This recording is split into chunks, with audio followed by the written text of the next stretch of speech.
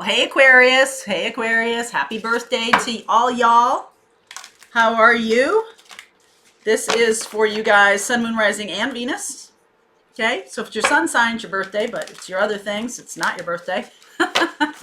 But I'm a Aquarius. My Venus is an Aquarius. So let's see where we're going here. Feel free to swap around the characters if there are any. Sometimes these readings have been about abundance. They've been about all kinds of things. So work with me here. Either the story resonates with you or it doesn't. Just take what resonates, leave what doesn't. I could be talking to a cross watcher. So P.S. Somebody dealing with an Aquarius. So let's see where we go here. Okay, I'm using the animal spirit cards because they've been so beautiful. Just since I got them, my friend Jen sent them. Oh, porcupine spirit. Time for beginner's mind. Boy, Aquarius, you have an agile mind, but you're also a fixed sign. So that means that yes, you are really good at seeing the big picture. You're really good at planning and all this stuff. But once you got a plan, man, you are stuck to it. So this is about beginning again. Vulture spirit. Nothing is wasted. So something just left. Could be a career, could be a person, could be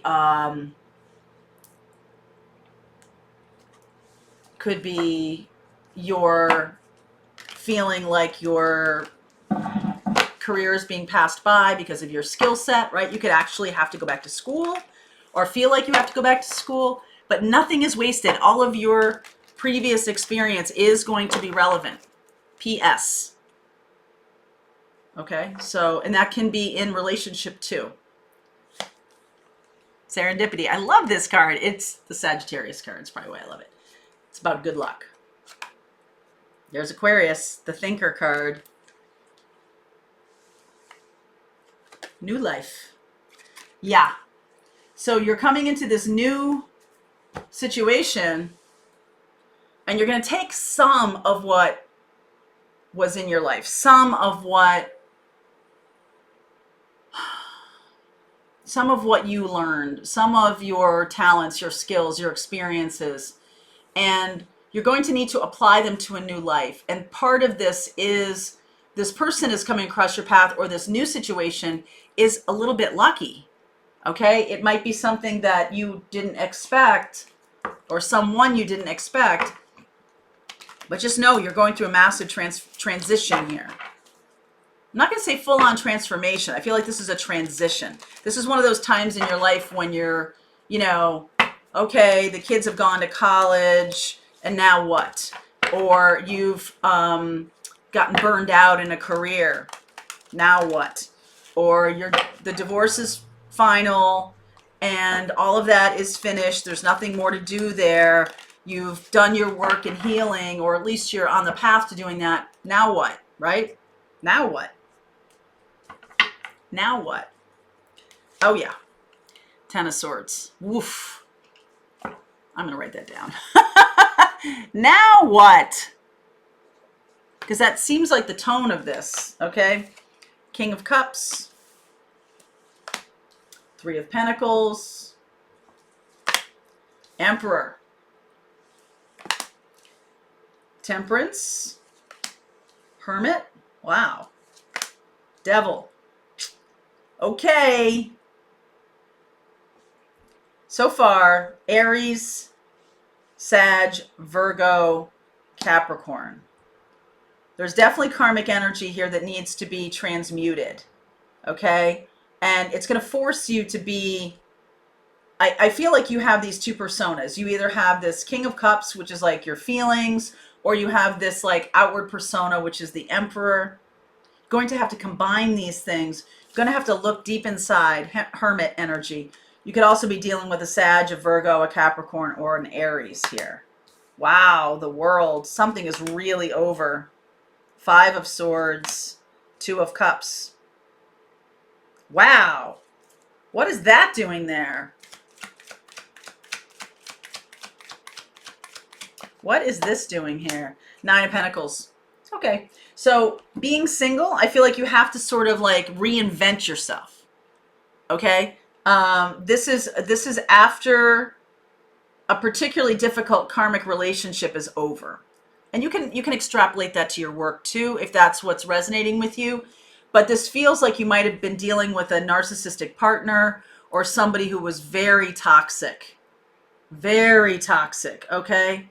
And you could also have learned a lot of skills that this new love is coming in, somebody's single, and you're single now.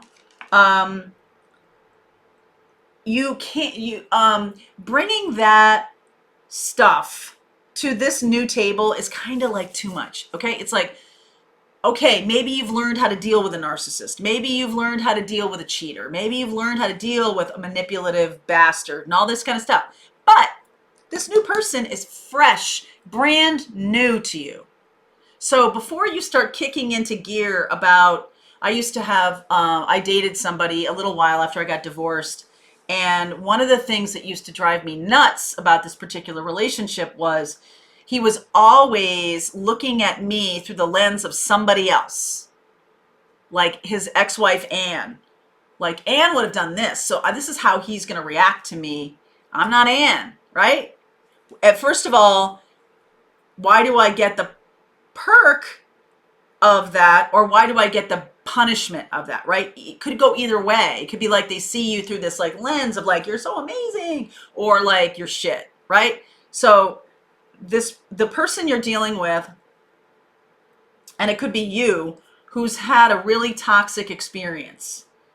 There are the vulture there. There are things to take from it that will work in this new relationship that are really going to be very important. However, you're going to need to see this through fresh eyes. That porcupine, time for a beginner's mind. Time to look at this person with fresh eyes. Don't just assume, don't just lay over this person. This Two of Cups, by the way. Kind of a nice opportunity here. Don't just lay the old experience on top of this person. It's not fair. Also, this person could have also had a similar experience. So resist the urge to rehash everything with this person. I think there's some benefits to having somebody who's also been through what you've been through. Okay? But you can run the risk of turning this person into your therapist, and this relationship suffers because of that, because you're not really present. You're not really in the mindset of a beginner's mind. This is a new thing for me. This is a new person right in front of me, brand new person, okay? You need to let that person breathe, be who they are, okay? Eight of Wands, communication, Seven of Swords, Two of Swords, Fool. So there's a little bit of ignorance is bliss here. Once you've established that this person is, I feel like this person is very much like you, okay? They're like you in that they were hurt by a similar experience. They might be very much like you in a lot of ways, in terms of work or in terms of what they want in their life. It's just great for a new love relationship. Lots in common. Now, this is you kind of hiding a little bit of truth or not telling all the truth. Not necessary. Okay, a little bit of beginner's mind. Hey, we're leaping into the abyss. We're leaping into it together. Don't go back and try to revisit, because these people are karmic and they were very toxic. Okay? And yes, have you overcome them? Yes. For some of you, this person may try to come back around. This person may try to be more balanced. Three of Swords. This is never going to work. So just, the thing is to leave these other toxic relationships in the past. Don't try to be friends. Okay, you could have children together, something like that, but you're going to have to reorient that relationship completely, because this new person is gonna be awesome. All right, Nine of Pentacles, Two of Cups, Eight of Wands, Fool. You're going to want to jump into this quickly. I feel like there's nothing wrong with that, but resist the urge to rehash and talk about the old partner who's toxic, because you're dragging that energy into this new relationship. What's the point of that? Okay, learn the lessons.